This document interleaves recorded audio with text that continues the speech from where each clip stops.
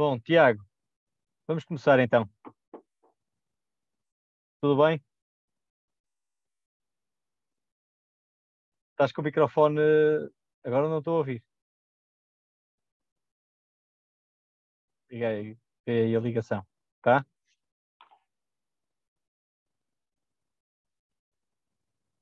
Ainda nada.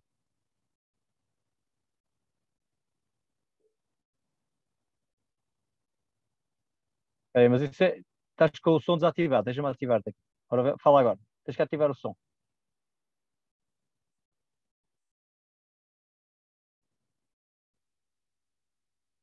Agora tenta falar. Não. Isto é um excelente começo para o podcast. Todos aqueles podcasts profissionais que nós ouvimos começam todos assim. Agora consegues ouvir, não consegues? Agora ouço bem. Ouves bem, é que eu mudei, pronto. Não sei se vai dar para ouvir bem assim, mas Estou a ouvir bem, estou a ouvir perfeitamente. ok. Uhum. Está bem? Pronto, pá. Estava só a dar-te as boas noites, como se não estivéssemos a falar já há 10 minutos antes de começar a transmitir, mas pronto, fica sempre bem. Muito bem, né? Nós temos que melhorar esta nossa introdução, pá, arranjar uns acordes de guitarra ou qualquer coisa, Olha, exato. não é? Sim, merece. Punhas aqui para aí a abertura dos concertos bradaburguenses do bar, não é? Não ficava mal. Não temos que pagar direitos de autor, que ele já morreu há centenas de anos, Sim, sim, sim. Olha, por acaso era bem pensado. não é? Sim, sim, sim. É que os Olha, nossos prezados ouvintes estarem a ouvir este amadorismo logo de início, já pá. logo A maior início, parte deles não continua. não, desisto logo. Não, mas pronto, mas isto Só é. fica quem não tem mais nada que fazer mesmo. E são esses que nós queremos. Então, Os que não têm mais nada que fazer. não tenho assim, exato, sim. Tem tempo para refletir. Exatamente. Vamos lá ver o que é que sai daqui hoje. Olha, então hoje vamos nos ocupar da terceira meditação do nosso eh, Renato Descartes, Exato. ou o Renato das Cartas, como já vi também numa tradução, o René Descartes. É, E não sei o que é que achas de fazermos uma pequenina sinopse da, da nossa conversa anterior, que foi sobre a primeira e a segunda. O que é que achas? pode ser, sim. Pode É? ser. Sim. Pronto, eu mando para aqui umas ideias e tu, se quiseres, complementas. É, Na, na primeira meditação foi a aplicação da dúvida metódica, não é? Por aqueles passos, duvidar, o Descartes duvidou à lareira numa noite de tudo aquilo que os sentidos lhe forneciam. Depois deu mais um passo e pôs-se a duvidar de tudo aquilo que poderia estar, dizia ele, poderia estar a sonhar, não é? E depois duvidou de coisas que até ele achava que nem no sonho se poderia enganar, que era, por exemplo, as verdades da matemática e da aritmética, como um triângulo tem três lados, ou 2 mais 3 igual a 5. Portanto, isso nem num sonho, dizia ele, poderia estar enganado, mas com aquela experiência mental única na história da filosofia, não é? E que depois abriu o caminho a uma série de livros e filmes. Falamos do Matrix, que é o que toda a gente fala, não é? Portanto, a ideia do gênio maligno, podíamos estar numa Matrix. Não é? Ele não usou este termo, obviamente, mas poderíamos estar num mundo criado por um gênio maligno, todo-poderoso, um Deus maligno, que nos enganava, inclusive em relação às verdades da matemática e da aritmética e por aí fora, da lógica. Portanto, isso levou, na primeira meditação, a duvidar de absolutamente tudo. é. Estou correto? Sim, sim, sim, é isso. Algo mais a acrescentar? Não. Não, é isso. Ele usou esses dois artifícios, o do sonho do género maligno. O do sonho usou para mostrar que os nossos sentidos não são fiáveis. Pronto. E que não, porque não é possível. Ele tinha, quer dizer, pronto. Ele dizia que eu não tenho meios de, no presente, saber se estou a sonhar ou se estou a acordar. Pronto. E se no sonho é concebível que eu sinta aquilo que estou a sentir agora, não é? Nada me garante que neste momento estou a sonhar. E se neste momento estiver a sonhar, nada daquilo que eu estou a sentir tem uma correspondência com a realidade. Pronto. Isso é um artifício depois o género maligno é como tu disseste, é o extremo do sonho, não é? É um sonho fabricado por outro. Já não é um sonho só meu, é alguém que me impõe um engano permanente. Sim, é isso. Mas lá está, é sempre um pouco difícil perceber como é que um gênio maligno nos poderia enganar constantemente em coisas tão básicas como 2 mais 2 igual a 4. Não é? Mas é possível. O que o Descartes quer dizer é que é pelo menos concebível essa hipótese. Pronto. E sendo concebível, como o Descartes queria encontrar um ponto, uma certeza absoluta, a partir do momento em que é pelo menos concebível que esse gênio me introduz esse engano, já tenho que o afastar. Já não é possível. Pronto. Exatamente. Meditação em que ele encontra uma certeza, não é? Logo da meditação, que ele portanto, descobre que é uma coisa importante e o pilar, não é? Ou o chão, ou a base, ou o fundamento de todo do edifício que ele depois irá querer construir. Mas para já, onde nós ficamos na última conversa, era só nisso. Era só na certeza de que ele existia. Não foi a versão que existe, como vimos, mas é semelhante. Portanto, ele não apresentou na forma de um argumento, mas na forma de uma evidência, não é? De uma ideia clara e distinta, a ideia de que ele pensava, ele existia. Sim? Portanto, mas para já, só temos isto. Só temos isso. Exatamente. Pronto. Ele, quer dizer, ele acrescenta um pouco que é, ok, eu penso, se pensa é impossível negar que existe. Pronto. E é algo que ele diz que tem que ser formulado sempre, não diz isso, mas podemos interpretar o Descartes desta maneira. É algo que tem que ser acertado na primeira pessoa e no presente. Não é? E eu estou a pensar, logo, se não posso negar que estou a pensar. Se não posso negar que estou a pensar, tenho que concluir que existe.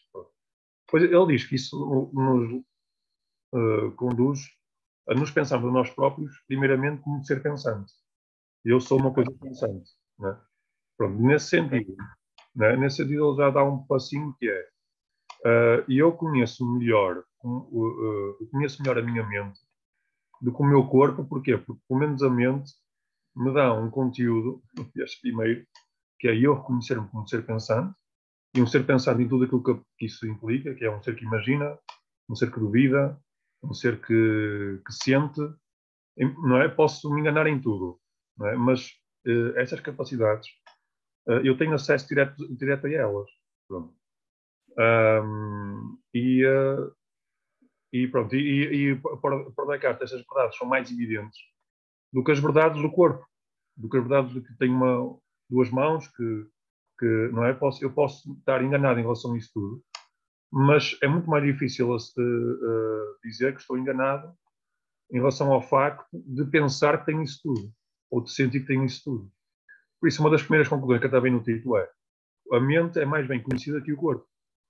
É um primeiro passo para sairmos desse ponto quase nulo de conhecimento, já se começa aqui a vislumbrar algo mais, não é?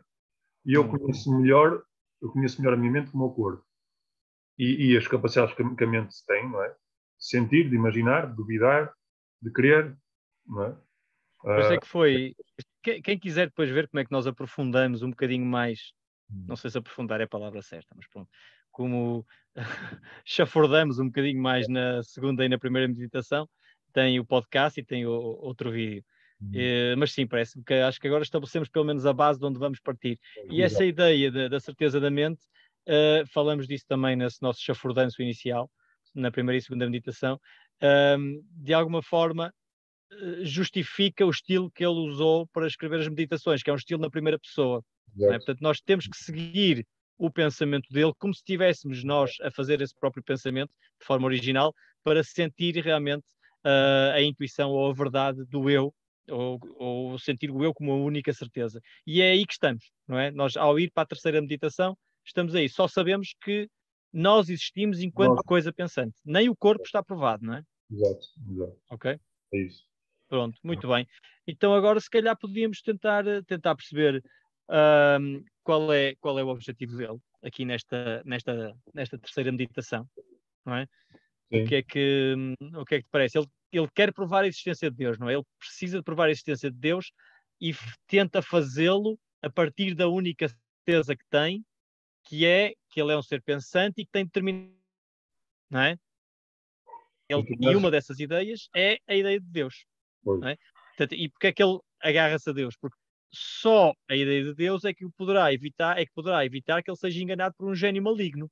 Mas exato, se ele garantir isso, se ele garantir a existência de Deus, nem mesmo o tal Deus enganador o vai conseguir enganar acerca da verdade daquilo que ele percebe de forma clara e distinta, não é? Sim? Portanto, só um Deus bom sim, é que vai impedi-lo de ser enganado por um Deus mau. exato, E também impedi-lo que ele depois daí para a frente se engane em tudo o resto. É porque ele, enquanto racionalista, quer conhecer o mundo sentado na sua poltrona, não é? Os racionalistas, pelos vistos, eram comodistas, não era? Preguiçosos. Ele queria conhecer tudo sentado na sua cadeira, com aquele vestido de noite, ou lá o que ele estava a usar, que ele descreve na primeira meditação, à lareira, e a partir daí, sentadinho só com a sua razão, ir por aí fora e conhecer o Deus, o mundo, por aí fora. E, portanto, ele precisa de Deus para garantir que os passos que ele dá daqui para a frente sejam legítimos, sejam garantidos, não é? uhum, Sim? E exatamente. aí é que entra a terceira. Ele usa dois argumentos nas meditações, que é na terceira e na quinta. Uhum. Depois havemos de chegar à quarta, porque é ali uma peça, como falamos da última vez, é uma peça do puzzle que eu ainda não percebi muito bem o que é que está ali a fazer, mas tenho a certeza que o problema é meu. Ele está a fazer alguma coisa, não há aqui coisas a mais nas meditações. É tudo muito económico, tudo muito. Tem tudo uma razão de ser, não é? Ele não perde aqui, não há palha nas meditações. Portanto, a quarta meditação está ali para alguma coisa. A terceira e a quinta meditações é onde ele avança os argumentos não originais, mas adaptados àquilo que ele quer, para provar a existência de Deus. Nós hoje vamos nos ocupar com a terceira, que é o argumento cosmológico, e depois vamos já ver o que é que. Vamos tentar chafurdar um bocadinho mais nele. Não sei se queres acrescentar algo ao que eu disse aqui. Ah, assim, é isso. Lá está. Porque no fim da segunda meditação, realmente é como tu disseste, é que também dissemos no podcast anterior, ou na sessão anterior, não sei como é que se chama aí, o nosso encontro anterior, e o que acontece no fim da segunda meditação é que realmente ele chega a esta certeza. Eu existo, eu sou um ser pensante e tudo aquilo que eu sei é, digamos, refere-se à minha mente. Ora, aquilo que na terceira meditação ele pretende fazer é, de alguma forma, tentar sair da sua mente, tentar sair da sua cabeça. Tipo, meteu-nos, na primeira segunda meditação, meteu-nos dentro da cabeça, não é? Nossa própria cabeça. Quase que nos enclausurou na nossa própria cabeça, não é? Tudo aquilo que nós sabemos é quase um exercício quase solipsista, não é? Nós pensarmos que tudo aquilo que existe, tudo aquilo que eu tenho a certeza, é só e somente as minhas capacidades mentais, a imaginação, o sentimento, a dúvida, o pensamento. Nesta terceira meditação, ele diz: mas como é que eu dou o salto para fora? Como é que eu posso, de alguma forma, garantir que as minhas ideias tenham alguma correspondência com o mundo exterior? Hum. E aí, realmente, é aí que ele diz: ok, a única garantia que eu tenho, ou melhor, Descartes pensava assim, a única garantia que eu tenho eu não sei se ele dizia que era a única, mas uma garantia que eu tenho, realmente, de que não estou constantemente enganado, não é pensar que, em vez de ser o gênio maligno que está a afetar, é um Deus perfeitamente bom. E aí que Mas, diz. assim, antes de avançarmos já para a questão de Deus, Uhum. só aprofundar um bocadinho essa tua ideia inicial de que a única para já eu e as ideias que estão à volta do eu, não é? Ele logo na primeira parágrafo da terceira meditação, eu acho que ele abre-nos logo o caminho. Ele diz-nos, embora as coisas que imagino possivelmente nada fora de mim, ou seja, ainda está na influência do gênio maligno, não é? Portanto, ainda, embora as coisas que eu sinto e que imagino, que o mundo, que eu tenho mãos, por aí fora, não seja possivelmente nada fora de mim, todavia, aqueles modos de pensar que chamo sensações e imaginações, impacto, enquanto são pensar. Portanto, ele sabe que é uma coisa pensante não é só o pensamento vazio em si, tem conteúdo. Ele sabe que os conteúdos do seu pensamento existem, podem é não ter relação nenhuma com o exterior, é não identificar nada cá fora, certo? Esse é o primeiro parágrafo. E logo, só para ver como ele é, logo no segundo parágrafo da terceira meditação, diz-nos: e com estas poucas palavras enumerei tudo o que verdadeiramente sei. Isto é tudo o que ele sabe. Sim? Que aquelas sensações e imaginações existem em mim. Portanto, ele, se só sabe isto é o único material que ele tem para provar a existência de Deus. Ele não tem mais nada. Certo? Sim, sim. É. Mas vamos ver que depois isso há problemas. Pronto, mas isso depois de expor o argumento de Descartes, voltamos a essa ideia inicial para tentar perceber se realmente Descartes só usou esse saber para provar a existência de Deus ou não. Que é uma das questões. Pronto. Agora, a tarefa de Descartes é exatamente essa: demonstrar a existência de Deus. Pronto. Se ele conseguir demonstrar a existência de Deus e que Deus é benevolente, então Deus, sendo benevolente, não vai querer enganar-me. Pronto. Porque o engano é um defeito. Enganar outra pessoa é um defeito moral ou o que seja. Se Deus é perfeitamente bom, não vai enganar. Pronto, por isso a tarefa agora é provar a essência de Deus. É tentar. Sabe que tem Deus na mente, não é? Ele sabe que tem a ideia de Deus na mente. Agora o que ele quer é provar a ideia de Deus fora da mente. Fora da mente. Fora Sim. da mente, cá fora, não é? Como existência real. E É. isso vai, já estamos aqui a levantar o véu ao objetivo dele nisto, isso vai permitir que daqui para a frente ele construa o conhecimento garantido, ou quase como um avalista, não é? Deus será o avalista para que todo o conhecimento que ele tenha daqui para a frente, que ele para já só tem o conhecimento que ele existe, é um.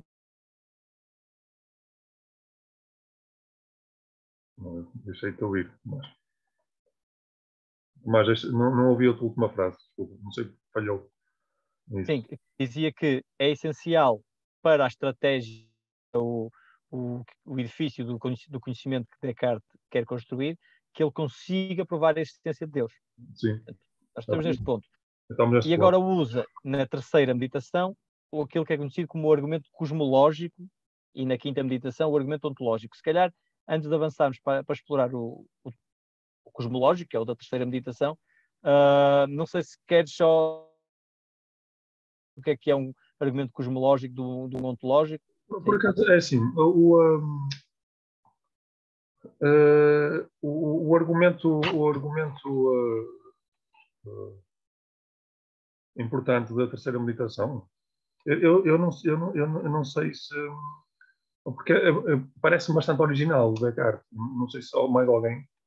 A partir do facto que temos a ideia de Deus para a existência de Deus, na nossa cabeça, Deus como uma ideia de substância infinita, para a essência de Deus, eu acho que já é outra coisa. Temos o argumento cosmológico. Não sei, não, vamos ver. O que eu quero dizer é assim, eu acho que o argumento de Descartes não é pelo menos remetível aos argumentos cosmológicos tradicionais, digo eu. Pronto, ou se Deixa só clarificar, um argumento sim. cosmológico haverá, por acaso falamos disso outro dia no curso de Deus e a Filosofia com o Domingos Faria, e depois se alguém quiser poderá ver na Academia do Diálogo esse curso. Ele faz a distinção entre famílias de argumentos. Portanto, não há um argumento ontológico ou não há um argumento cosmológico, mas são famílias de argumentos.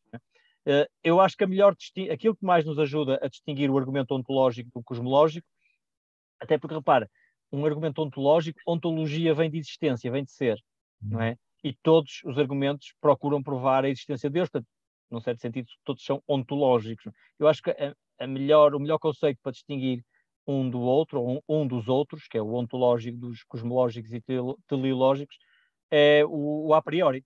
Um argumento ontológico é a priori, é apenas conceptual, não é? Usa só o pensamento para provar Deus. Por isso é que tu estás a dizer que o cosmológico de Descartes, da terceira meditação, também parece ontológico porque usa apenas o pensamento para provar Deus, não é? Pois. Só que eu acho que a diferença é que na quinta meditação parte de uma definição de Deus. Depois, quando formos para a quinta, vamos aprofundar isso, não é? Portanto, ele da definição de Deus, a partir daí, dedutivamente, prova a existência de Deus. Sim. No argumento cosmológico, ele não é que ele olhe para uma informação que exista no mundo. Eu acho que ele não parte de premissas empíricas como o argumento cosmológico tradicional, que é olha à minha volta, tudo tem uma causa, se bem que ele usa também essa argumentação. Também, exato, ele usa também essa argumentação, não é? Tudo tem uma causa, a minha causa são os meus pais, a causa dos meus pais são os meus avós, por aí fora, até uma primeira causa. Okay? Mas ele tem uma artilharia maior, não é? Tem uma artilharia que pode quase deslizar para o argumento ontológico, aquela passagem do referente mental para a existência, não é? Portanto, aqui é um argumento cosmo-ontológico, digamos assim. Não é puramente cosmológico, portanto, não se baseia em premissas empíricas e não é definitório, digamos assim, mas é um argumento a priori. Portanto, nesse sentido, aproxima-se mais de um argumento do argumento ontológico. Pois, e é um argumento estranho, acho eu. Estranhíssimo. É um argumento muito estranho. Tiago, eu agora que fui relê-lo, como aconteceu com a primeira e segunda meditação, quando fui reler a terceira meditação, é que percebi a enormidade da coisa. Ele é muito complexo, muito complexo. Eu até a anunciar este nosso diálogo, dei a imagem de nós como dois mecânicos a olhar para um clássico, para um carro clássico, numa oficina, sabes? E estar a ver o funcionamento do motor e isto não está a funcionar bem, nós não conseguimos perceber bem porque, num certo sentido, está a funcionar bem, mas o carro não anda. Portanto, há aqui alguma coisa, ou seja, não convence o argumento. Mas o argumento em si parece funcionar bem e olhando de cima, assim, só para a estrutura do motor, não conseguimos perceber como é que as coisas se encaixam uma na outra. É preciso ir mais fundo. Eu não sei se vamos conseguir, mas há toda, eu chamo-lhe uma artilharia argumentativa que vem até vem da escolástica e vem de Aristóteles e por aí fora, a noção de substância, a noção de modo, que é isso que faz mexer o motor, é isso que faz mover o motor. E não sei se vamos ser capazes de abrir o motor e perceber tudo, mas pelo menos vamos tentar, ok? Sim. Se quiseres eu posso tentar reconstruir o argumento, não sei. Depois tu dizes-me se... Sim, era o que eu tinha a dizer. A versão Europa-América, não é? Do argumento é fácil. Mas depois, quando quisermos entrar mais a fundo na forma como essa América, que é que conhecemos dos manuais, as coisas que nos apresentam a terceira meditação de forma mais superficial, fazem. Se queremos entrar, lá está, no motor argumentativo, é mais complicado, mas estamos aqui para isso, vamos tentar, como é óbvio, não é?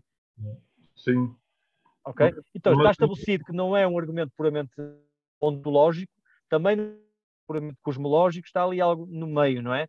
Tem partes lógicas que fazem pela causa, pela busca da primeira, mas depois há um deslizamento da imagem mental ou da ideia para a existência que aí parece aproximá-lo mais de um ontológico, não é? Sim, é isso. Queres experimentar, resumir o argumento? Força. Então, assim numa... Vamos lá ver. Boa sorte. Exato. Vamos lá ver. O Descartes começa por dizer que as coisas, melhor, têm dois tipos de realidade. Tem a realidade formal e a realidade objetiva. Mas logo estes termos são enganadores, porque vamos ver que são um bocado enganadores. Ele diz que a realidade formal de uma coisa é a realidade que ela tem em virtude dela existir. Ela existe na realidade. Pronto. Atual. Diz? É o melhor termo, não é? Diz isto? Uma realidade atual. Parece mais próximo do uso que damos. São as coisas em si, não é? As coisas em si, exatamente. As pedras, os gatos, as canetas, garrafas. Pronto. E depois a realidade objetiva é algo que as ideias têm, que é a sua capacidade de representar. É uma realidade associada à sua capacidade de representar certas coisas. Por exemplo, a ideia de A cavalo. forma que eu tive de perceber a realidade objetiva é que não é usada em que nós damos de objetivo, Pois é não. de tem um objeto. A ideia tem um objeto, não Exato. é? Exato. O copo não tem um copo, é. É isso, é isso. Tem intencionalidade, é isso. Exatamente. A ideia de cavalo tem como realidade. A ideia de cavalo tem duas realidades aqui. Tem a realidade formal de simplesmente ser uma ideia na minha cabeça. Pronto. E é uma coisa existente, só por si. Mas depois tem a realidade objetiva de referir o cavalo. Tipo, a realidade objetiva da, da ideia de cavalo é o modo como ela representa o cavalo. Pronto. E depois o Descartes diz que há coisas com mais realidade do que outras. Ele faz uma distinção entre três. Ele distingue três modos de. Ou melhor, três formas de realidade, não é? Diz que aquilo que tem mais realidade, vamos falar a realidade formal, a realidade das coisas, as coisas têm em virtude de serem, em virtude de existirem na atualidade. Ele diz que há coisas que têm realidade formal, que é mais elevada da realidade formal, são as substâncias infinitas. Bom, neste caso, Deus. Deus seria aquilo que tem mais realidade. Que é única, não há outra, é a única substância infinita. Não é? É a única substância infinita. Depois temos as coisas com substâncias finitas, bom, são as coisas normais, são os carros, as árvores, os objetos normais. E depois, em último lugar, tem os modos, são os modos, que os modos, podemos falar São as das coisas. qualidades, é o vermelho, é o pintado. Não é? Exatamente, pronto. Para Descartes, uma ideia. Tiago, deixa só clarificar a hierarquia, não é? Porque quanto mais alto está no nível de realidade, é quanto menos depende de outra coisa para existir, não é? Portanto, uma caneta não precisa da cor vermelha da caneta para existir, mas o vermelho da caneta precisa da caneta para existir. Por isso é que o modo está num nível de realidade inferior à caneta. E nós estamos num nível de realidade inferior a Deus porque precisamos dele para existir. Exatamente. Mas lá está. E isso, por exemplo, o Descartes, até podemos ver isso também em relação ao corpo. O corpo é uma substância finita, pronto, que tem o atributo da extensão, e depois e o modo pode ser a sua forma, por exemplo, a forma do corpo. Na mente, a mente como substância tem como atributo o pensamento e as ideias são modos de pensamento. Pronto.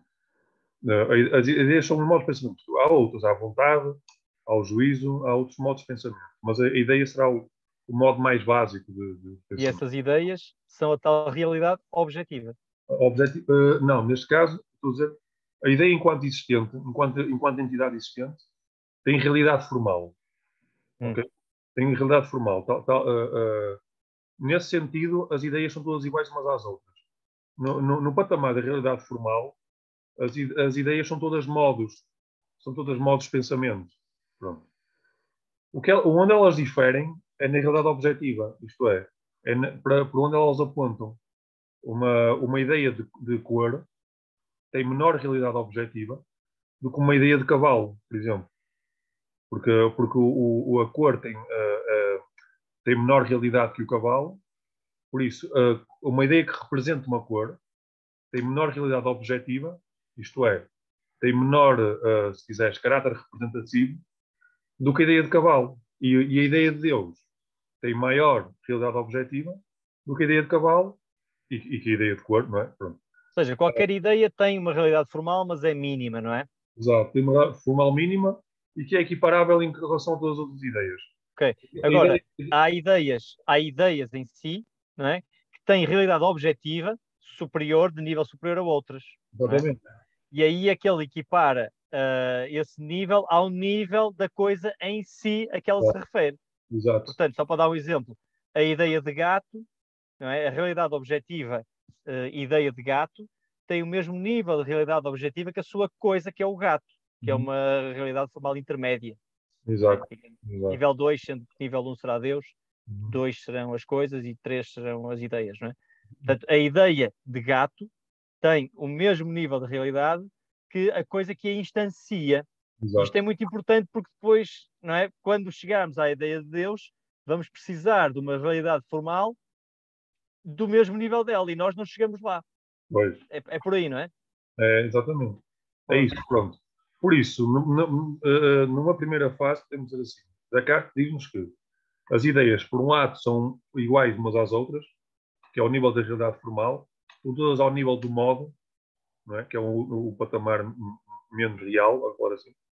Mas, por outro lado, são todas diferentes umas das outras, ou melhor, são bastante diferentes umas das outras no que respeita àquilo que representam, isto é, à realidade objetiva.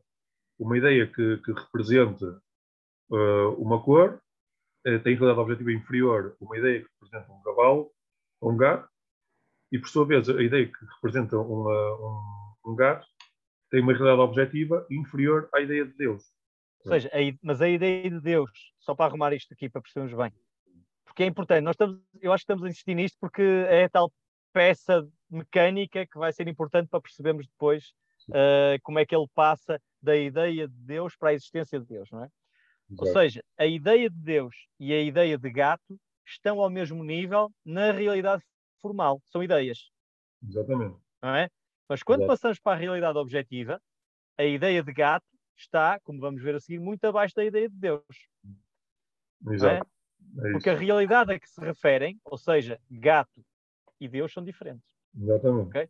Portanto, ok, mas continua, que eu acho que estamos aí bem. Estás aí bem. Agora há uma segunda ideia, que é esta. O Descartes diz-nos que, de uma maneira geral, agora, quando uma coisa causa outra coisa, ok? Quando existe um fenómeno de causa e efeito, não é? Quando uma coisa causa outra coisa, isto é, quando há uma causa e há um efeito, Descartes diz-nos que o efeito tem sempre menor realidade ou igual da causa. Pronto, inversamente, a causa tem sempre maior realidade ou igual ao efeito.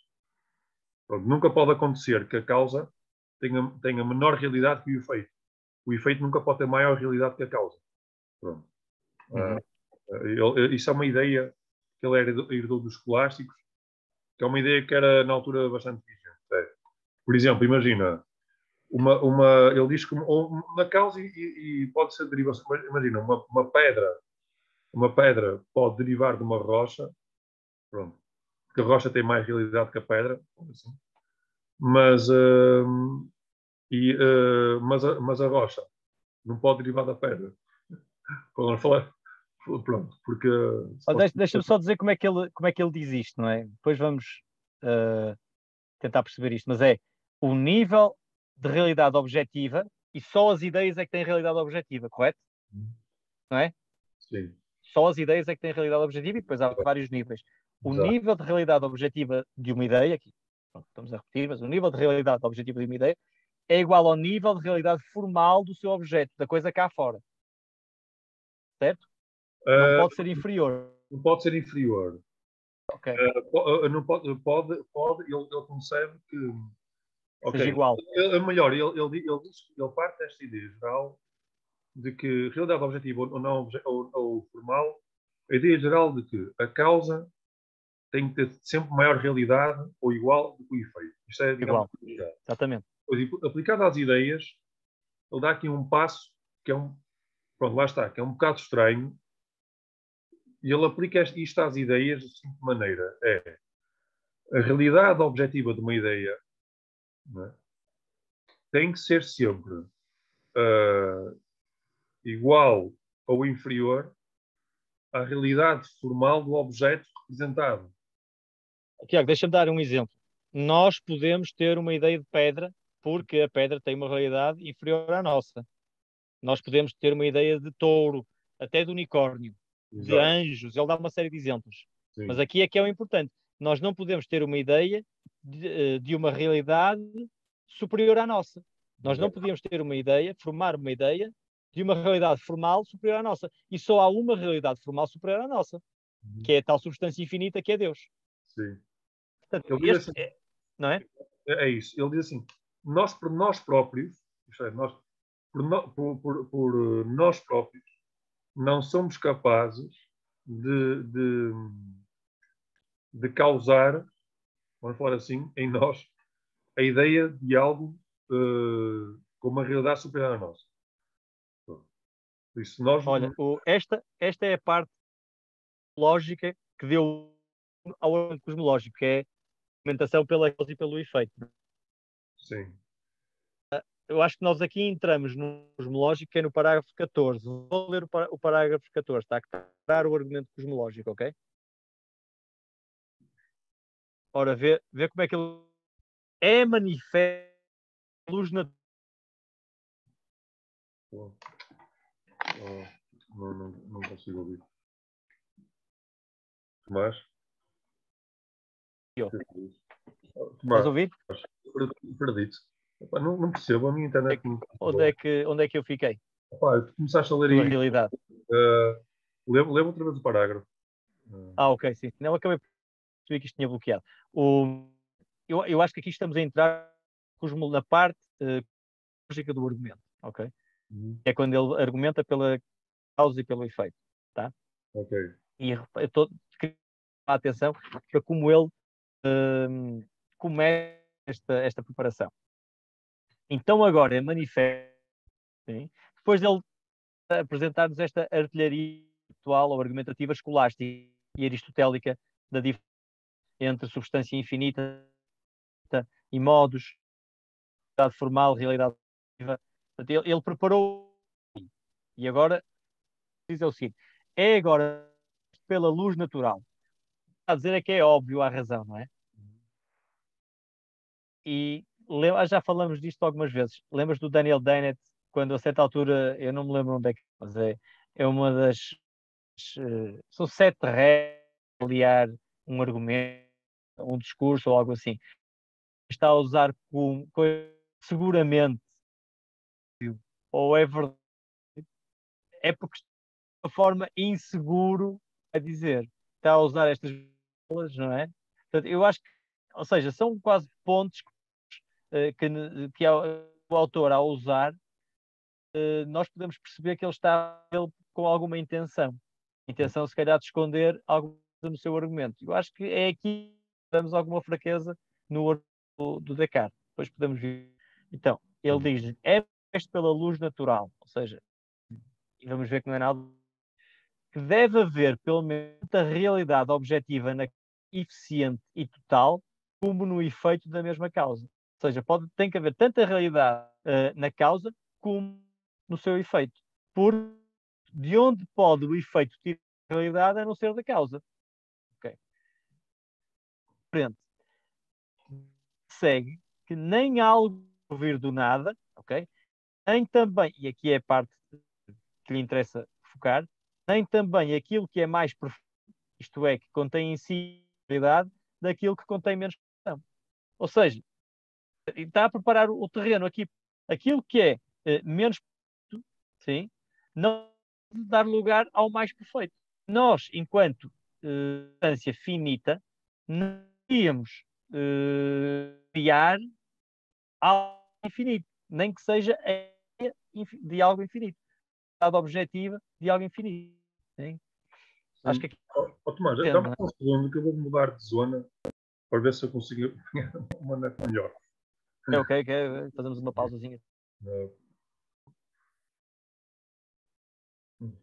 Olha, isto começou a gravar. Foi, estava. É? Começa a gravar agora, força. Sim. É? Recapitula só esta última. Esta última parte, pronto, ok. Então, só para vermos esta ideia de Descartes. Ele diz, isto é importante e vamos ver que há uma força e uma fraqueza no argumento dele. Pronto. E ele diz que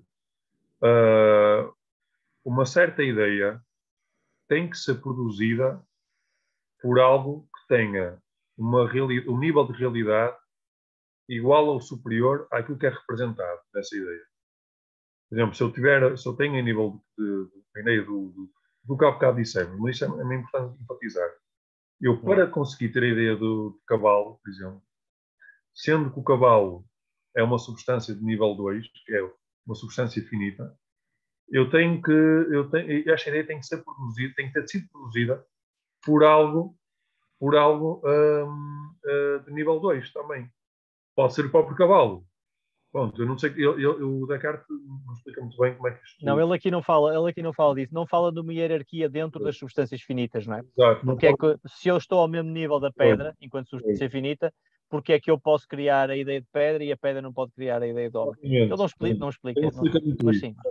Mas a ideia geral é esta. Pronto. E agora, o passo seguinte que ele dá para chegar a Deus é este. Ele diz assim: eu reconheço em mim a ideia de Deus. Pronto. É uma ideia clara e distinta, a ideia de Deus, a ideia de um ser perfeito, um ser sumamente bom, um ser todo-poderoso. Oh, Tiago, espera só um bocadinho, antes de entrar para a ideia de Deus, só para estabelecermos esta ideia geral, não é? No fundo, ele está a criar a necessidade de Deus. Mas ele, para já, onde estávamos há pouco, antes de falares agora de Deus, ele não tinha usado a palavra Deus ainda, não é? Ele só está a criar a necessidade lógica de termos Deus. Deixa-me só então terminar de ler o 16, o parágrafo 16, e depois damos esse passo, ok? Sim, sim. Deixa-me só vir aqui. Pá, eu acho que lá está, estas 3 páginas, 14, 16, estão, parágrafos 15 e 16, estão condensadas e é aqui que está o motor do argumento. Sendo que o motor, digamos assim, a parte principal do motor, pois claro que isto assenta naquilo que tivemos a falar até agora, que é aquela questão das substâncias finitas e da realidade formal e realidade objetiva. Aqui é que está o motor. Para ver o parágrafo 16. A objetiva de qualquer das minhas ideias é tanta que tenho a certeza que a mesma não está em mim, não é? Se a realidade objetiva de qualquer das minhas ideias é tanta que tenho a certeza que a mesma não está em mim, não é a ideia de gato, é a ideia de outra coisa qualquer que não pode estar em mim.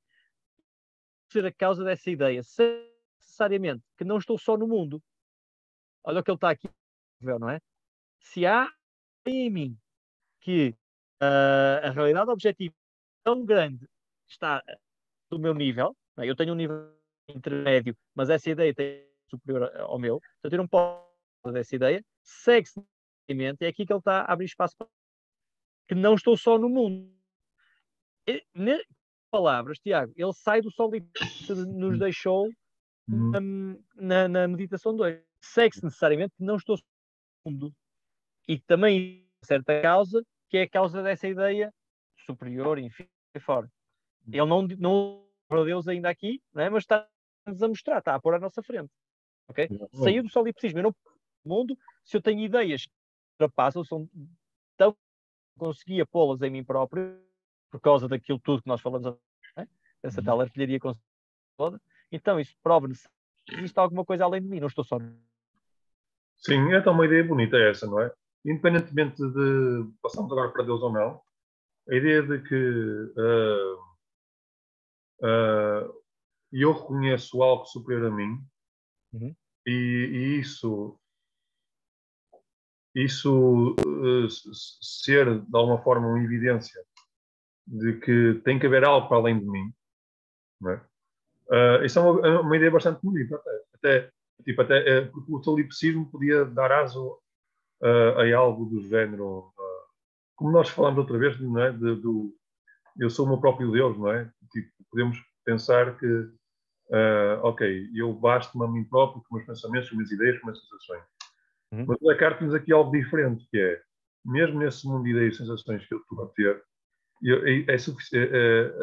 há aqui algo que não está a funcionar muito bem, porque eu reconheço em mim ideias que estão para lá da minha realidade, tipo, que são demasiado grandes, são demasiado grandiosas, não é? Para poder ser aceitável, sou eu que as produzo. Como sou eu, não é? É quase até pode ser visto, independentemente da ideia de Deus que vem a seguir, pode ser visto como uma espécie de exercício até de humildade, não é? Para quem está dentro de si próprio e sai por isso, por esse reconhecimento de que é algo maior. Falamos, ele podia ter ficado contente com o seu eu criador de mundos, não é? Ele podia ter isso, e a filosofia ocidental tinha seguido outro rumo. Ele podia não querer sair do eu, ficar contente a criar todo o mundo em Deus omnisciente, não é? E todo poderoso. E era o local onde ele estava. Ele podia ter perfeitamente ido por aí, mas ele quis sair e quis encontrar uma certeza cá fora, e encontrou um ser superior a ele, lá está. Mas ele era jesuíta, portanto, Pois, é dessa mundividência que ele parte, não é? pois. Antes de chegar a Deus e falar e usar o nome de Deus, não em vão, mas aqui, ele do capítulo, do parágrafo, desculpa, 16 ao 22, portanto, 7, 18, 19, 20, 20 e 22, ele testa outras ideias que podem causar ele próprio. Ele fala da cor, do calor, do frio, dos anjos. Ele diz, não, tudo isso são modos de substância. No meu nível, eu posso criar essas ideias, não é? Eu posso criar essas ideias. A única que eu não posso é a ideia de Deus. E aqui é que ele entra, então, a prova da existência de Deus. Quer parágrafo 22, e depois pode explicar? Sim. Podes ler, sim. Então, eu acho que o argumento cosmológico, a conclusão do argumento cosmológico, pelo nome de Deus, deixa eu ver o que eu tenho aqui mais. Pelo nome de Deus, compreendo uma certa substância infinita, independente, sumamente inteligente, omnipotente. Portanto, isto é o Deus teísta, não é? Portanto, Sim. pelo nome de Deus, compreendo uma certa substância infinita, independente, sumamente inteligente, omnipotente, e pela qual foram criados, quer eu mesmo, quer tudo o resto que existe. E olha que interessante esta parte. Se é que alguma coisa existe. Porque ele neste momento só sabe que ele existe e que Deus existe. Ele não sabe mais nada. Não é? O que Sim. sem dúvida é que quanto mais cuidadosamente atento nessa ideia, tanto menos parece que eu possa tirar de mim a sua origem. Tá? Não é? E por conseguinte, do atrás dito, deve concluir-se, conclusão, Deus existe necessariamente. Esta é a prova do argumento Exato, de Deus. exato. É isso. É assim que ele prova a essência de Deus. É. Uhum. Ele reconhece em si que existe uma ideia que o extravasa, que ele não podia produzir. E tem que ser. E pelo princípio da causa e efeito, a causa desse efeito, isto é, o efeito será a ideia de Deus, tem que ter um nível de grandeza igual ou superior ao conteúdo representacional da ideia, que é a verdade objetiva. Pronto. Essa ideia existe, logo foi causada, logo a causa existe, a causa tem que ser necessariamente Deus, logo Deus existe. Pronto. Uhum. É esse o, digamos, o argumento. Este é o. Explicamos bem. Pelo menos É para o correr. argumento. Pronto, agora, este é um argumento estranho. Eu acho que Uhum. não sei se houve algum filósofo antes ou depois. Quer dizer, depois sem saber. Mas deixa-me só. O que eu conhecia deste argumento era só o que vem a seguir, que era eu sou finito, não é? Portanto, não posso ser eu a causa de uma ideia de uma substância infinita. Era isto que eu sabia. Mas, repare, para perceber isto, não é? A ideia de que, como sou finito, não posso ser eu a causa de uma ideia infinita. Para perceber isto, para isto não ser mais do que um chavão, não é? Aquilo que eu estava a dizer dos apontamentos da Europa-América e dos manuais de filosofia. Para isto não ser mais do que um chavão, temos que ir atrás, temos que ir toda aquela artilharia escolástica Sim, e aristotélica que tivemos a batalhar até agora. Portanto, tivemos aqui, não sei, 30 minutos ou o que seja, para perceber o que é que quer dizer. Eu, sim. como ser finito, não posso ser a causa de uma substância, de uma ideia de uma substância infinita. Não é? Portanto, Sim. por isso é que é complexo este argumento. É muito. É rebuscado, é muito rebuscado. Hum. Pronto, e é um argumento, acho que é original, não sei, é um argumento engraçado até. O Descartes está ali à lareira, não é? A pensar consigo mesmo nas suas ideias, naquele estado introspectivo, e a partir desse estado introspectivo vai por ali fora e chega-nos à prova de existência de Deus. Pronto. Eu tenho a certeza que um medievalista vir alguma vez o nosso podcast vai dizer dos ignorantes e que tu, qualquer coisa, Deus mais velho, não sei o que, tinha dito, usado esta outra forma, num latim rebuscado qualquer. Portanto, Pois. eu acredito que ele buscar o argumento ontológico da quinta Santo Anselmo, adaptou, não é? Simplificou um bocadinho. Não sei até que ponto é que ele já tinha usado este argumento assim, mas achei interessante. Adaptou, não é? Adaptou Sim, sim, sim. noções aristotélicas de substância e de modo, e na noção que já tinha de Deus como ser finito, na noção de finitude do ser humano, e tirou as conclusões lógicas daí. Não sei se já alguém o tinha feito, não é? Pois, sim. Pronto, aquilo também, estive a ler também comentários a esse argumento e pronto, posso apontar algumas falhas. Podemos apontar agora também alguma falha Antes de argumento. das falhas e as críticas, só, só, só porque ele depois diz, tudo bem, então Deus tem a minha ideia de Deus, não é? Aí. Agora, o que ele chegou a ter em si, porque isto depois vai também abrir o flanco para possíveis, não é? Como é que ele tem em si, na sua mente, a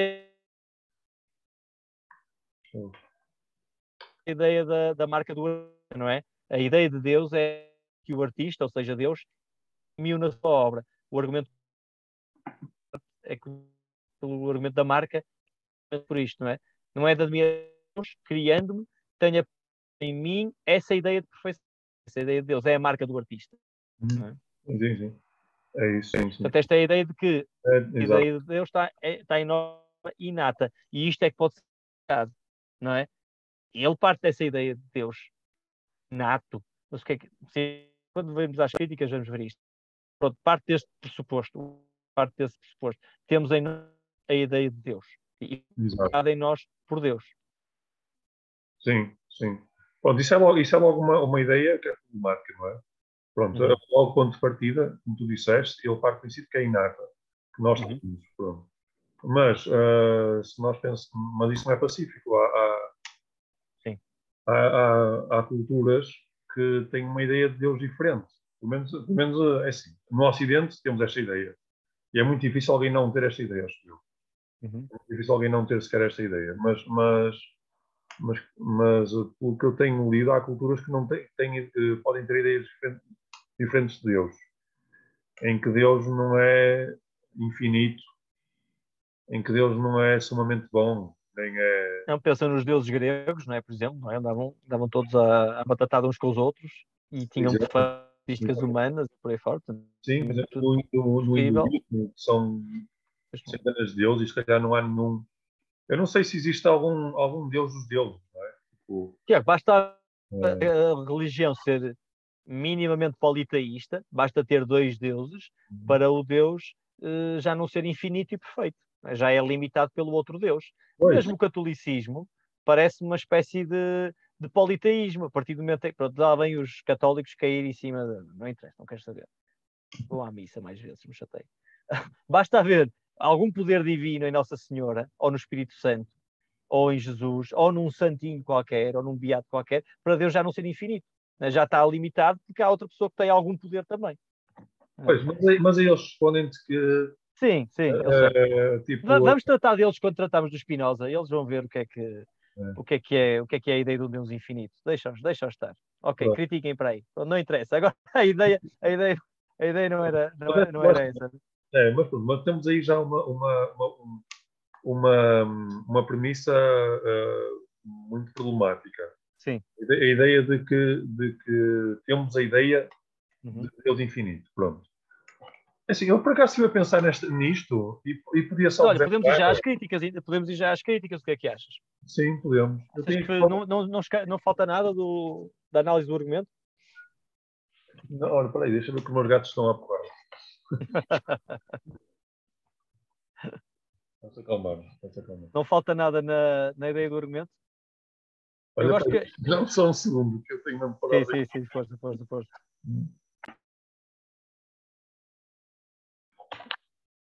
Então mataram-se os gatos. Não, não, não, não estou. Então, Eu acho que eles estavam-se a revoltar, que tivemos a usar o exemplo dos gatos como substâncias finitas, e os gatos não admitem que lhes chamem algo menos do que deuses, não é? Por isso. sim, não, não pode ser. É. Não, estão. O, Olha, então antes de passarmos para as críticas, Tiago, Sim. pronto, há um ponto no parágrafo 38, são 39 parágrafos nesta terceira, na versão que eu tenho, nesta terceira meditação, em que ele nos diz, ele dá um salto, não é? Parte da ideia de infinitude de Deus e de perfeição de Deus para a ideia de que ele não é enganador. Ele vai precisar desta ideia de um Deus não enganador para vencer, para ter certeza ou garantia de que o seu conhecimento é seguro, não é? E olha como é que ele diz, não é? É bastante claro que ele não é enganador, visto que é manifesto pela luz natural, lá está outra vez, não é? O que é óbvio, o que é aparente, que toda a fraude e engano dependem de alguma privação.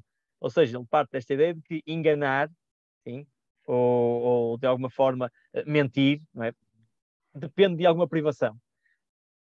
Podemos nas críticas ver um bocadinho melhor isto, mas isto é de homem,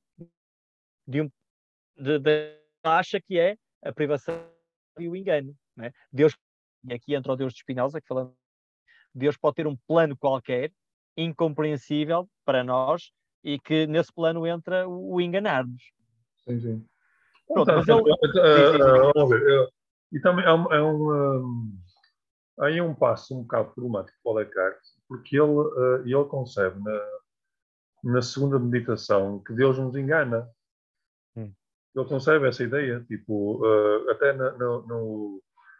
quando ele prepara a ideia do gênio maligno, ele diz-nos isto, imagina, ele diz, como é que é? Já não lembro também como é que ele escreve isso, mas é algo do género.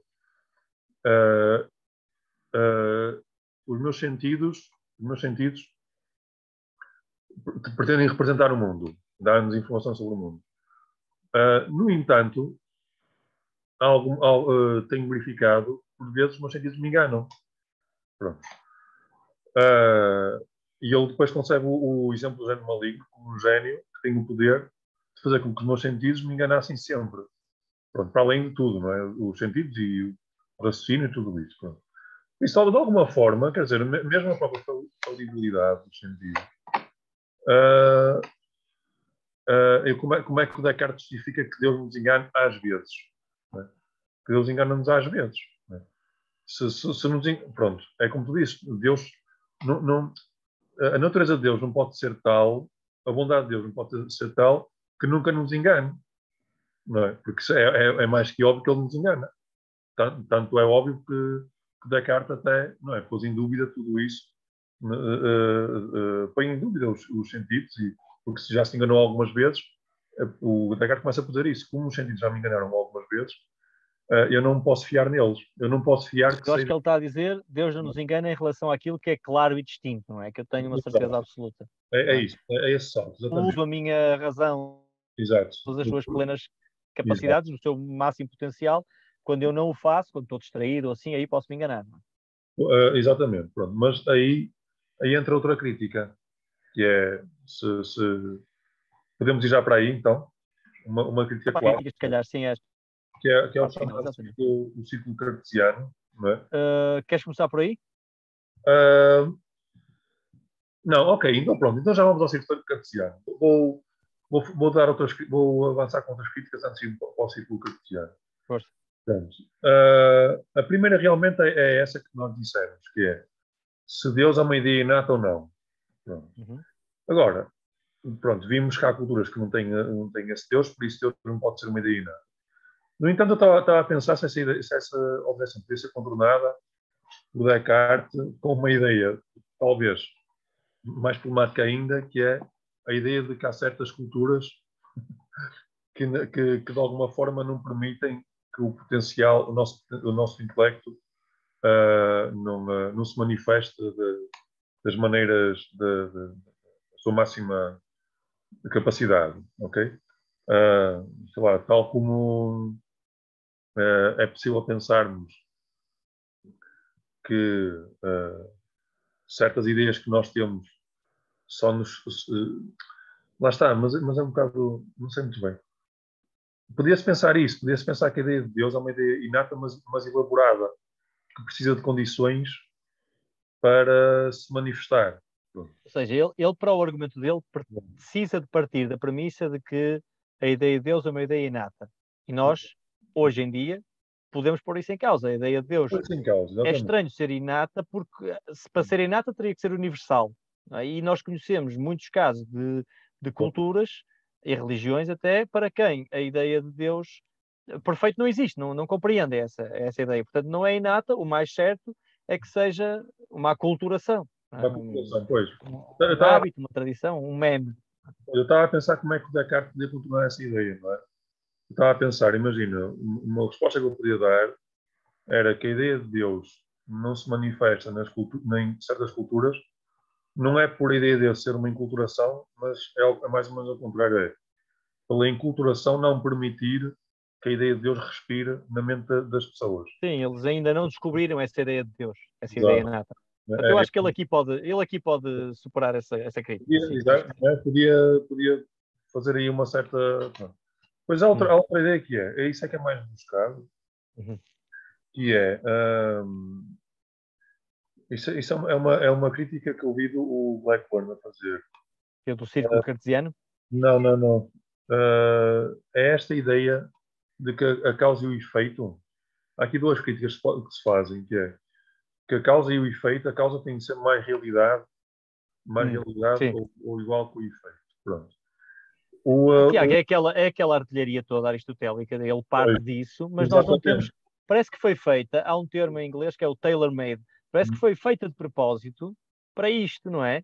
Claro sim. que se entendermos isto e se partirmos deste princípio, então o argumento parece dedutivamente válido. Mas porquê que é assim, não é? Porquê é que ele dá tanta realidade objetiva? Ora, repara, ele dá, parece que nos pontos, ele diz que a realidade atual, formal das coisas, é superior à realidade objetiva, mas noutros, a realidade objetiva das ideias já é superior à realidade formal. Por exemplo, a ideia de Deus já é superior a mim. Ou seja, a minha realidade atual ou à caneta, mas noutros casos não é. Porquê é que ele faz isto? Onde é que ele se baseia, né, para dizer que isto é verdade? Que existe esta distinção realidade objetiva, realidade atual, primeiro, aí até podíamos aceitar, mas depois os níveis que ele dá de mais realidade ou mais perfeição a uma ideia na realidade objetiva do que a uma coisa na realidade factual. Não é? Ele precisa disto para depois dizer que realmente, então, se isto é verdade, um ser nível intermédio não poderá ter uma ideia de nível superior, mas nós podemos pôr isto em causa. Eu posso ter em mim uma ideia de um ser superior a mim, porque não? Não é? Sim, e repare, por exemplo, o Blackburn dá-nos esta ideia. Imagina que eu concebo o Armando, o Armando, não é? Um ser que é perfeitamente pontual, não é? Que é perfeitamente pontual, pronto.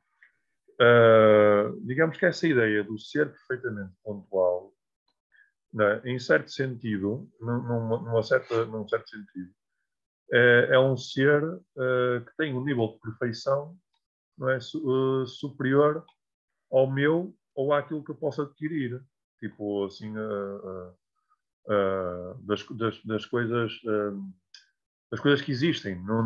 Não existe nenhum Armando perfeitamente natural, perfeitamente pontual. Não existe, imagina. Ou melhor, não é necessário que exista para eu poder ter a ideia de um Armando perfeitamente natural, pontual. O Armando perfeitamente pontual é aquele que nunca se atrasa. Não é? A pessoa que nunca se atrasa, eu consigo conceber isso. Pronto. E nesse sentido, é um bocado estranho, porque é que eu necessito, porque é que essa ideia tem que ser produzida por, por algo que realmente corresponda a esse nível de realidade. Percebes? É como se o Descartes estivesse a dizer que as ideias que eu tenho na cabeça têm que ser produzidas por algo que, na realidade, correspondam a esse nível de perfeição que a minha ideia tem. Mas isso não é necessário. Isto Não é? não faz lembrar os argumentos de Platão para provar o mundo das ideias, não é? Eu nunca vejo um triângulo perfeito, não é? Eu nunca vi a justiça perfeita, mas eu tenho em mim a ideia de justiça, tenho em mim a ideia de triângulo perfeito. Onde é que eu fui buscar? Não fui buscar ao mundo, fui buscar ao mundo das ideias. Parece-me que o Descartes vai beber a essa tradição, não é? Portanto, não sei se ele já. pronto, lá está. Para ele era a luz natural da razão, era o que é óbvio. Até aquele Pois. ponto fraco do argumento e que é óbvio para quem? É óbvio para ele, mas para nós não tem que ser óbvio, não é? Pois, Eu não posso tem. chegar a essa ideia, eu posso chegar a essa ideia de justiça ou de perfeição ou de infinito, eu posso chegar por agregação, não é? Eu vou juntando um número a outro, a outro, a outro, e eu tenho em mim a ideia de infinito, Sim, sim, não sim, é? sim.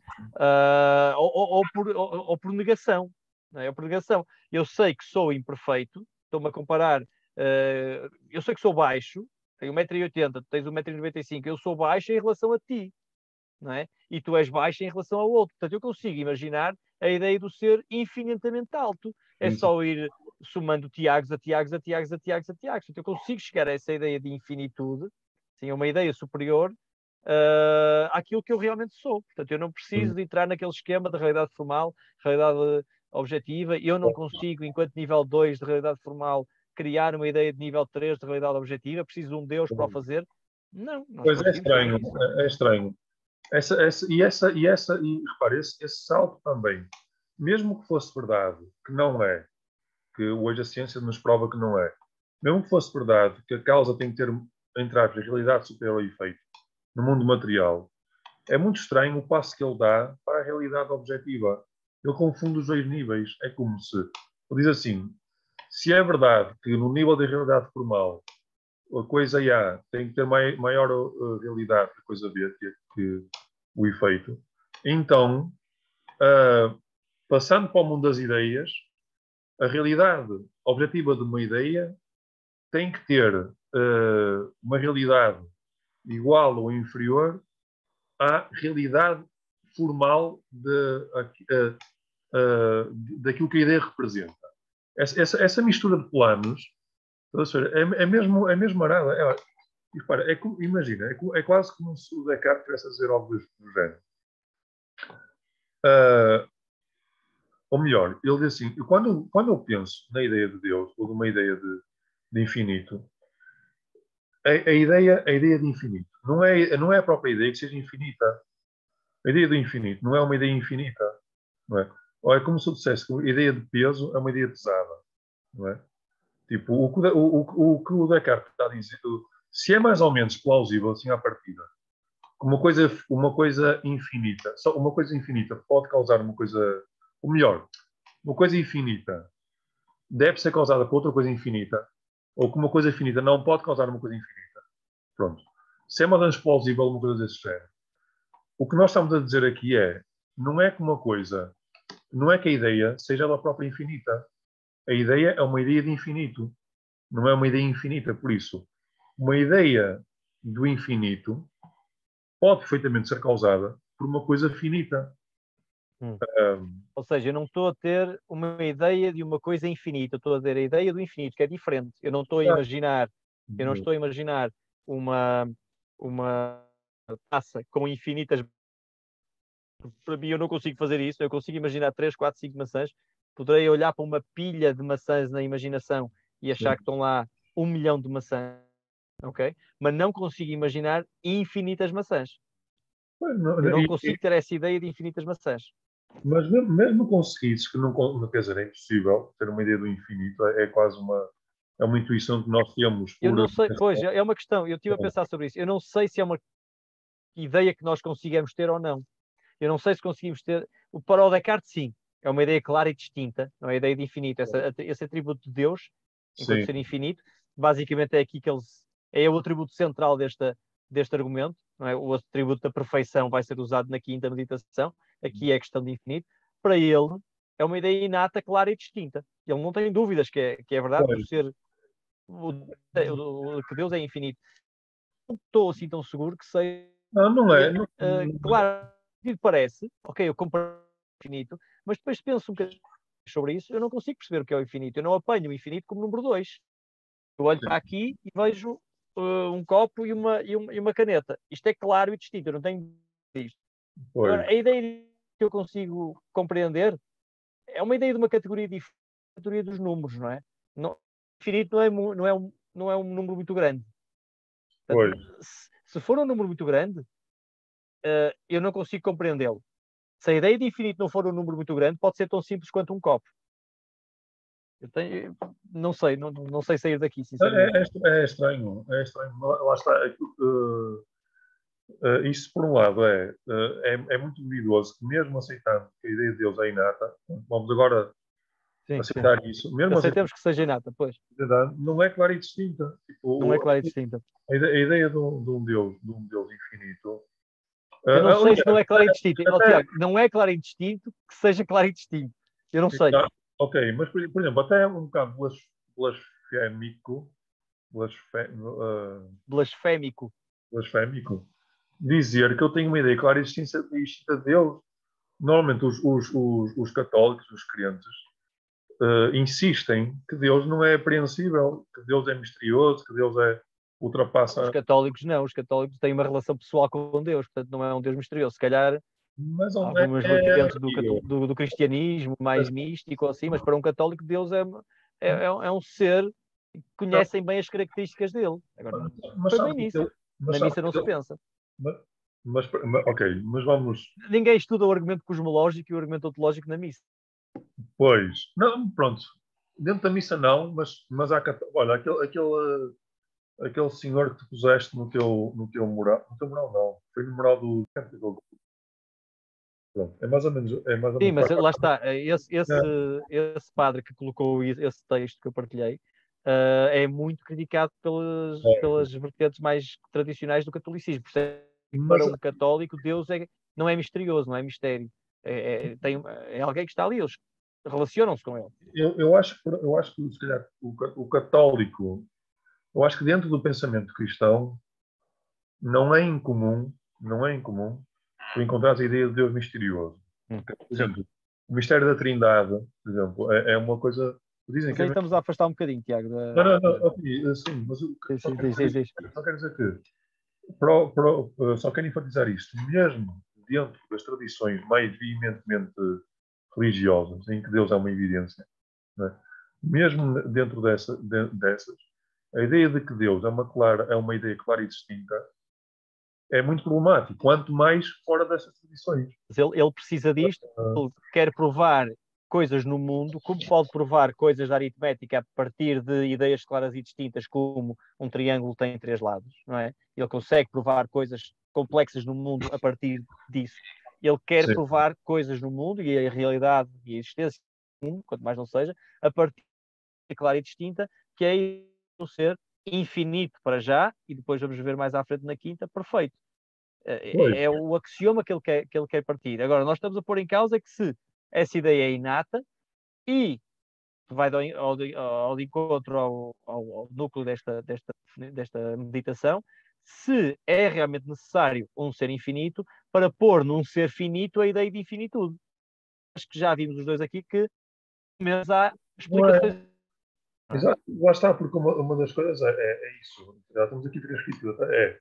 Uma se é inato, uma se é clara e distinta, e dois se o mecanismo causa e efeito aqui está a funcionar como a Descartes nos diz. Mais ou menos é assim, se a ideia do infinito, mas mesmo que seja inato, mesmo que seja clara e distinta, vamos dar isso de bandeja, a ideia de infinito não é uma ideia infinita, não é? Pois, esse era aquilo que vimos há pouco. É É aquilo que estranho. é Não é estranho, claro e distinto que seja claro e distinto. exatamente, não é uma ideia infinita.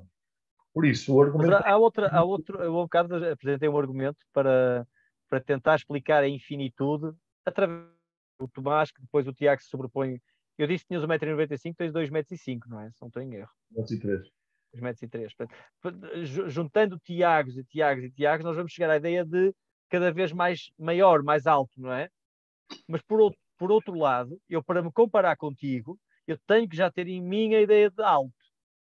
E isso joga a favor de um certo inatismo de algumas ideias, não é? Sim, sim, E sim. eu, para chegar à ideia de perfeição através do imperfeito, eu faço um copo, este copo é imperfeito, e é realmente porque ele não se equilibra bem, não é? Eu preciso de um copo com uma base mais sólida, ok? Tiro do imperfeito, eu posso dar outro copo que seria melhor, não é? E outro copo que seria melhor. E eu, a partir de uma sobreposição de copos cada vez melhores, chegaria à ideia de perfeito. Mas já para eu comparar o primeiro copo imperfeito com o copo a seguir um bocadinho mais perfeito, poderia dizer-nos o Descartes, eu já tinha que ter em mim, de forma inata, a ideia de perfeição, senão não compararia. não fazia a comparação qualitativa. Sim, Portanto, sim, mais sim. uma vez, também não é definitivo aqui que o Descartes esteja arrumado. Não é, não é, não é. Agora, outra, lá está. Mas, depois, ok. Mas ainda assim, mesmo que seja inato, lá está. Nós temos ideias de coisas como perfeição e pá, que falta provar que se é necessário realmente serem causadas, não é só ser. Pronto, ok. Mas é isso. Ok, realmente tens razão. Não está provado O- Não, eu acho que não conseguimos arrumar. Nós somos uns mecânicos, não estamos a conseguir arrumar o argumento, nem a refutá-lo, nem a, nem a dizer que ele é infalível. Portanto, não estamos não a fazer nada, basicamente. mas se calhar o argumento, eu acho que, vamos ver, não são falhas decisivas. Não, falta o círculo cartesiano, atenção. Eu acho que aí é que vamos, se calhar, perceber porque é que ele não anda, porque é que o carro não anda, porque é que o argumento não convence. A ideia de círculo cartesiano. Não sei se queres ser Sim. tu a introduzi-lo, mas eu posso só dar um lamiré, né, como se diz. Portanto, basicamente, tudo aquilo que ele nos apresentou, não é? Toda aquela artilharia que eu gosto de lhe chamar conceptual que ele nos apresentou, e acredita que seja verdadeira. Portanto, ele está a acreditar em todos esses raciocínios para chegar a Deus, mas ele depois vai precisar de Deus para garantir, não é, a veracidade desses raciocínios. Ou seja, ele chega a Deus raciocinando antes de ter Deus para garantir que os seus raciocínios eram corretos, ou eram válidos, ou bons. Não é? Este é o círculo cartesiano, não é? Sim, sim, sim. É isso, é isso. E, tipo, ele parte de. Ele quer demonstrar a existência de Deus a partir de premissas claras e distintas. Pronto. E pressupõe que essas premissas claras e distintas são verdadeiras para poder argumentar que Deus existe. Mas, por outro lado, ele diz que aquilo que garante a veracidade dessas premissas é a existência de Deus. Por isso, é exatamente isso. Tipo, ele pretende demonstrar a existência de Deus a partir da veracidade, de pressupondo a veracidade de certas premissas. Não é? Mas essa mesma veracidade só é garantida a partir do momento em que a conclusão se estabelece, isto é, que Deus existe. Pronto. Por isso temos mesmo assim, temos o arco para aqui que é eu provo a existência de Deus através de premissas claras distintas, não é? Essas mesmas premissas adquirem a sua veracidade a partir da existência de Deus. Ora, dá-me só um minuto, um segundo. Dá-me só um segundo.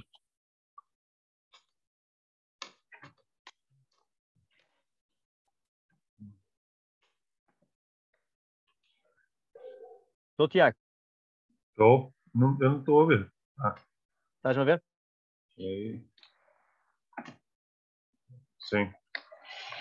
Pronto, repete então a última ideia, porque eu acho que há aqui uma passagem no segundo parágrafo que nos pode lançar aqui alguma luz sobre essa ideia da veracidade das ideias claras e distintas. O que é que estavas a dizer?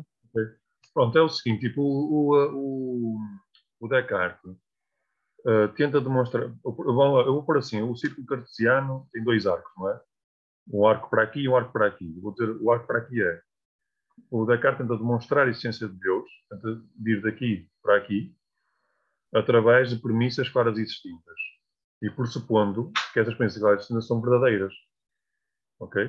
Eu pressuponho que estas premissas claras e distintas são convincentes o suficiente, isto é, eu acredito na verdade delas, e assim garanto a existência de Deus. E consigo traçar a minha argumentação para chegar a Deus. Por outro lado, Descartes diz-nos que Deus, esta conclusão, é que vai garantir, é que é o garante da verdade das premissas.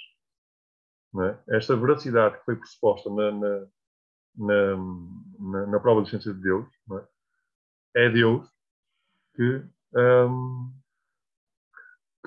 é Deus que garante a verdade das premissas. Pronto. Eu acho que ele, depois de ter exagerado às vezes temos isso, não é? Às vezes exageramos nas nossas posições e temos para continuar, temos que recuar. Eu acho que ele exagerou na dúvida radical com o gênio maligno, recuou um bocadinho. Para ver esta passagem no fim do parágrafo 2. Por consequência, já bem, parece-me que já posso ir como regra geral. Está aqui no segundo parágrafo de citação, logo no início. Constituir como regra geral que é absolutamente verdadeiro tudo aquilo que compreende indistintamente. E é aqui é que ele sai do círculo cartesiano ou do ciclo cartesiano, é igual, é que ele precisa de Deus, não é para garantir a verdade que ele vê como claras e distintas. Aqui a dizer que não precisa de Deus. Início, não tinha provado sequer Deus. Início da terceira meditação. Não é? A regra geral é absolutamente verdadeiro aquilo que compreende claro e distintamente. Ele aqui está a dizer que não precisa de Deus para estatuir como verdadeiro o que vê como claro e distintamente. Falta o resto. O que ele ou não vê claramente, ou vê de forma um pouco mais... ou não está a pensar naquele... É quase como a escada, sabes? E sabes que a escada está lá. Deus garante que a escada está lá, mesmo que não estejas a olhar para lá. Eu acho que é nesses momentos que ele precisa de Deus. E não quando está a olhar para elas de forma clara e distinta. Pronto, isto aqui ainda não é totalmente claro para mim. Eu não sei se ele está aqui a falar da realidade objetiva, da verdade das ideias dentro da realidade objetiva, ou na sua relação com o mundo. Se está nesta segunda hipótese, aqui deu um salto enorme, porque ele ainda não tinha provado Deus. Okay? Sim. Eu não sei, eu acho que ele achou que era exagerado demais a hipótese do gênio maligno, Pois, então, e aqui se calhar deu um passo atrás. pois, Agora, eu sim, percebo isso. diz. Eu percebo essa saída do círculo. Exato, é como se ele, ok, admitisse que as ideias claras e distintas são verdadeiras, independentemente de Deus, Uhum, e depois Deus agora está a cumprir outra função. sim. Mas eu creio que ele diz explicitamente, por acaso já não me lembro, que a função que Deus cumpre é realmente garantir, não é, que as ideias claras e distintas são verdadeiras. Pronto. Uhum. Lá está, é por isso que eu não sei se Deus só está a cumprir a função de também é verdadeiro aquilo que. Porque ele tem um critério de verdade, que é ser claro e distinto. Pronto. Mas quem garante a verdade dessas ideias claras e distintas, a sua correlação real, é Deus. Pode ser isso.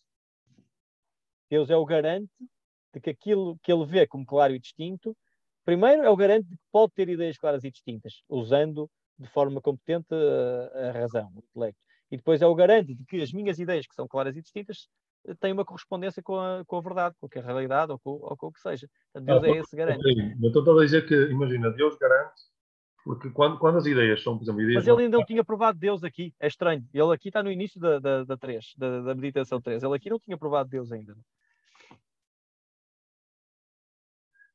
Era aqui que precisávamos de um especialista em Descartes.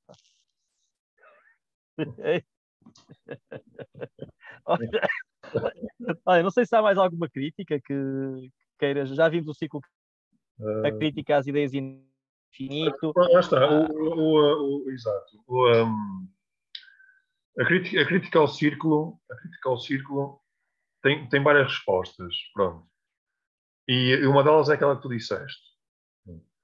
Uh, outra forma de sair do círculo que li, até do Blackburn, mais uma vez, é a ideia de que certas ideias, Descartes assume que nós podemos saber que certas ideias claras e distintas correspondem à verdade, que são verdadeiras, mesmo não sabendo que a regra geral de que as ideias claras e distintas correspondem à verdade é verdadeira. Tipo, é quase como se soubéssemos casos particulares da regra, mas não soubéssemos da regra em si, como é que a regra funciona. Pronto, e o Blackburn diz imagina, mas lá está, mas isso é também problemático, diz-nos. E eu consigo perceber que aquilo que estou a ver, eu estou a olhar o computador, consigo perceber que estou a ver um computador, mas não é por isso que eu percebo como é que o meu aparato visual funciona. Pronto. No entanto, de alguma forma eu sei que o meu aparato visual me está a enviar uma informação tal que eu consigo dizer que estou perante o computador. Pronto. Da mesma forma, o Descartes, na argumentação da essência de Deus, pode estar a usar ideias que ele confia que são verdadeiras, mas ele ainda não está a dizer-nos que a regra geral de que as ideias claras e distintas são todas elas verdadeiras. Pronto. Agora, a pergunta que se coloca é, mas porquê é que Descartes sabe que aquelas ideias em particular são verdadeiras, sem antes saber, não é? Porquê é que aquelas ideias em particular são privilegiadas em relação a outras ideias, não é? Eu não sei se me fiz entender muito bem, por exemplo, a ideia de que... Acho que me perdi a certa altura. Não queres resumir e se calhar dar um exemplo? Também, eu vou tentar resumir.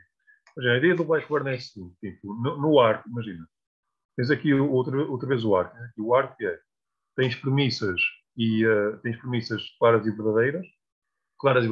distintas, que são dadas como verdadeiras, e tens a existência de Deus. Chega da essência de Deus, não é? E a essência de Deus prova-te a veracidade das ideias claras e distintas. Pronto. Isto é, que te provaria a veracidade das ideias a partir das quais construíste o argumento deles. Pronto, mas o que o Blackburn nos diz é que o que Descartes prova aqui, com a essência de Deus, é que, de maneira geral, há uma regra que é a seguinte: as ideias claras e distintas são verdadeiras. Pronto. A partir da essência de Deus, prova-se essa regra geral. Mas o Descartes já está em condições de, neste primeiro arco, usar certas ideias claras e distintas e sentir que são verdadeiras, independentemente de ter estabelecido a regra geral. Pronto, é como se ele pudesse usar ideias particulares como verdadeiras, mesmo não garantindo que a regra geral, é como se ele pudesse jogar o particular, e ele parte do particular e depois aqui faz o geral. Pronto. Ok, sim, por isso, provar a existência de Deus já parte de ideias, ou já aceita a veracidade de ideias claras e distintas. Okay. Exatamente, particulares, percebes? Uma ou duas, que é, por exemplo, a ideia de que a causa tem mais realidade que o efeito, por exemplo. Sim, a ideia de que a causa da realidade tem que ser do mesmo nível. Por exemplo, okay. Essa ideia, não é? O Descartes aceita essa ideia, aceita a verdade dessa ideia, ainda sem ter demonstrado que as ideias claras e distintas são todas elas verdadeiras. Não é? Ele aceita essa ideia. Cartesiano, sim. Exatamente. Sim, tá bom. O que o Blackburn nos diz é que é de certa forma legítimo que ele o faça. Que é legítimo tu aceitar certas ideias particulares, mesmo antes de provares a regra. Tiago, acho que é legítimo, atenção, mas é legítimo na empreitada que quando vinha da dúvida do gênio maligno, esse salto no início da terceira meditação é legítimo. Eu acho que sim, quer dizer, não vamos estar a duvidar, e ele, nessa altura, até levantou isso, né, noutras obras. Não vamos totalmente a crença em tudo, suspender, vamos seguir muitas vezes com a manada, digamos assim. Portanto, ele fazia isso. Agora, é legítimo não duvidar de tudo, sempre. É legítimo não acreditar que o gênio maligno para nos enganar. Mas é legítimo na estrutura argumentativa das eu aí acho que não. Exato, eu acho que ele exagerou muito na segunda meditação, na primeira, e agora subtil, deixa de passar aqui algumas ideias claras e distintas que podem ser verdadeiras. Provavelmente, se não o fizesse, não poderia sair do solipsismo que nos lançou. Olha, ele no fundo abandonou a ideia do gênio maligno. Sim. Sem dizer que abandonou, não é? Abandonou temporariamente para poder chegar a Deus e depois já poder abandonar a ideia do gênio maligno. Okay. Olha, Tiago, ainda bem que não tratamos muita meditação como tínhamos prometido. Um disparate, que isto é enorme. Lá está. Quem critica a terceira meditação, ou o argumento cosmológico de Descartes, é facilmente acessível ao que é disparate, é porque só leu aquela parte final, não leu todo o argumento para trás, não percebeu toda a tradição onde ele já está imbuído, de onde é que o Descartes parte, de onde é que ele fala, não percebeu isso. Nós estamos a olhar para um clássico. Eu acho que estou a gostar daquela metáfora do carro clássico na oficina. Isto é um clássico, não é? O que temos aqui é um clássico. Mais à frente há carros melhores, há argumentos cosmológicos mais evoluídos. o Domingos Faria falou-nos de alguns das versões recentes do argumento cosmológico, julgo que era do Plantinga, parece-me. Mas é buscar. É que o Rolls-Royce, não é? Claro que hoje em dia há Ferraris e há Porsche e há carros elétricos, há tudo isso. Mas este é a base de muita coisa que se fez a seguir. Portanto, funciona muito bem. O carro não anda, pelo menos para mim, na garagem, não me convenceu de Deus. Ou seja, não é cogente. É assim que os lógicos não é cogente. Usar estas expressões, o carro não saiu da... Mas o motor tem bonito. O barulho tem um barulho de funcionar. Eu gosto disto. E é bom olhar para dentro, para as peças e toda aquela estrutura, não é? Da substância infinita, modo, e da substância infinita que pode criar uma realidade objetiva. Isso é lindo, não é? É lindo olhar para isso. Sim. É muito curioso o argumento. É muito curioso. Olha, parei só um bocadinho. Não, já está. Sim. Eu acho que há algum magnetismo do está aí. E há também algum magnetismo no ontológico, lá está, prefiro chamar-lhe o a priori, não é? que ele. Atenção, fiquei com a ideia, vou ter que reler outra vez a quinta, não é? Nós tínhamos preparado depois a terceira e a quinta, mas depois a última vamos fazer só a terceira. Eu sempre tive a ideia que o argumento da quinta meditação, o argumento ontológico, é que era, sabes? Ele precisa de Deus, não é? Precisa de Deus para o seu plano geral funcionar, fundamentar a ciência e o conhecimento da razão, precisa de Deus. Usou o argumento cosmológico e depois recorreu tipo à bomba atómica, sabes, à arma nuclear, à ferramenta mais que tinha na altura, que era o argumento ontológico do Santo Anselmo. Não estou assim tão convencido se este argumento cosmológico, o da terceira, não é melhor que o argumento ontológico. Não sei. Pelo menos é mais complexo, eu acho. Só acho que. Mesmo em termos de convencer, porque enquanto o outro é um argumento dedutivo, não é? Parte das premissas e por aí afora é muito bonito por aí afora dizer. Temos que aceitar as premissas. Isso aqui. Mas este tem passos indutivos, como se faz em ciência, como se trabalha em ciência, não é?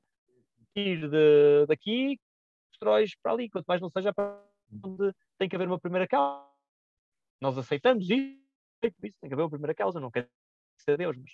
E se calhar uma das explicações é mesmo Deus, não é aqui, mas é uma das explicações possíveis. Não é?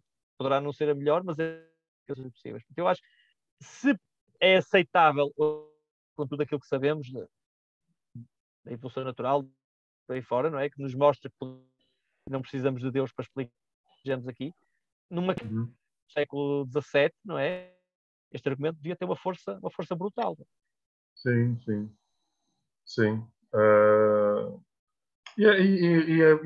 Acho que o exercício, há bocado, aquilo que eu disse, o exercício de tentar sair da cabeça, a partir da constatação, embora nós não acreditemos, não acompanhemos este tipo de raciocínio, já na nossa era, vamos falar assim, este argumento tem mais uma beleza formal ou beleza argumentativa do que propriamente algo parecido com algo que nos possa realmente convencer. Aquela ideia dele querer sair da cabeça dele a partir da constatação de algo superior a ele, eu acho que é uma ideia bonita. É uma ideia que, de alguma forma, é uma espécie de antídoto para o solipsismo, não é? Que se podia com prazer com a sua própria autossuficiência, não é? Tipo, eu estou a constatar que existe algo mais elevado dentro de mim e esta ideia não pode ser só minha, não é? E esta ideia não pode ser uma produção minha. Dentro da clausura em que ele se meteu, né?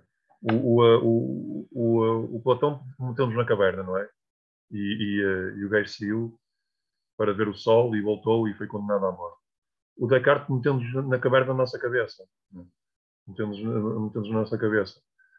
E a maneira que ele arranjou para sair, né? Foi Deus.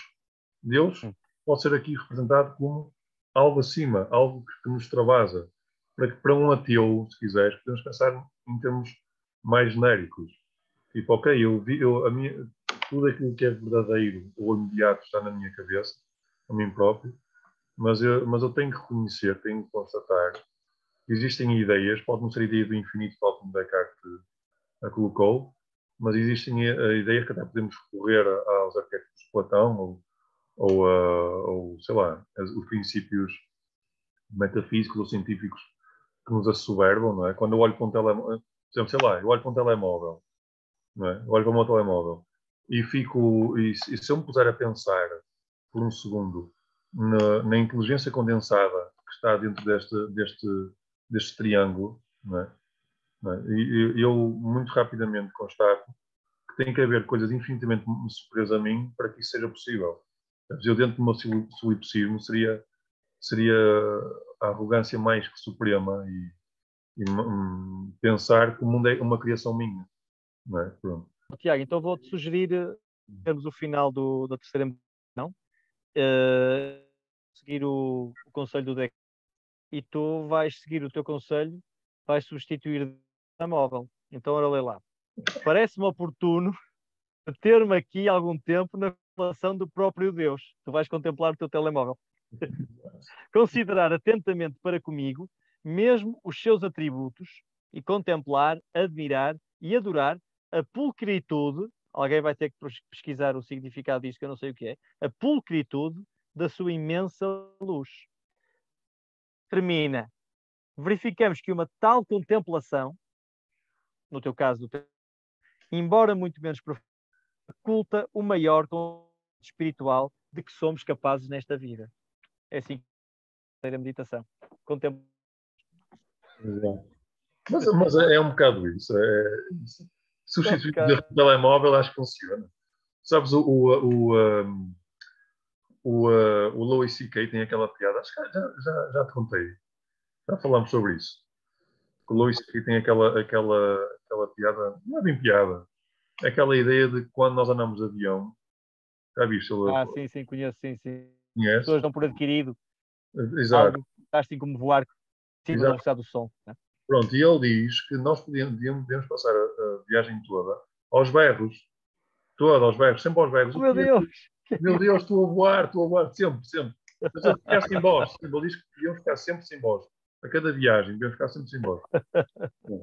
Isso é um bocado a ideia, esse sair da nossa cabeça, sair do nosso mundo, sair, até metaforicamente, sair do nosso mundinho, vamos falar assim, e constatar que o mundo é muito maior que nós, que as coisas são muito maiores que nós, e por isso só é possível termos estas ideias porque realmente existe algo exterior, que não somos nós.